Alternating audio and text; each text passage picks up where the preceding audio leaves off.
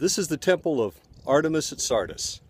This is the city of Sardis, where Jesus wrote his fourth letter to the seven churches of Revelation.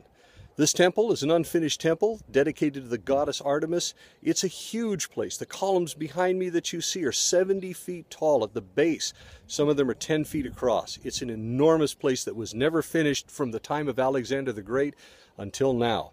But also behind me you can see a mountain peak over there. And that particular mountain peak, well, that's the Acropolis, all eroded with no structure left on top of it, where King Cyrus actually surrounded this particular palace, this Acropolis structure, with all the people of Sardis taking refuge in it when he invaded the area.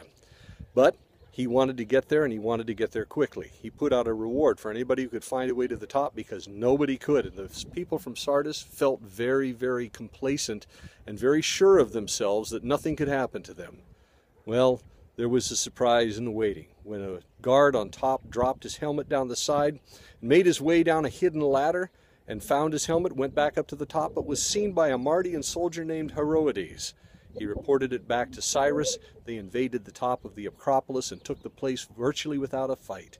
And then he devastated the Acropolis and destroyed it. Jesus warned the people of Sardis that you're asleep. More than you're asleep, you're dead. And you've got to wake up, or you're going to lose everything else that remains.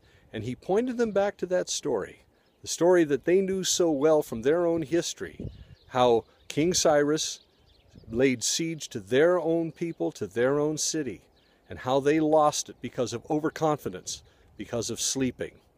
Well, I find it interesting that Jesus called this church dead, and who knows if they ever really completely woke up. But the big danger to the church, the big danger is not for the devil to be able to kill a church. All he's got to do is put it to sleep, and it becomes a real problem to the rest of the world, because we are to be light, we are to be salt, we are to love one another, we are to be a true city on a hill, not like that one, which came down because they just got complacent with their faith.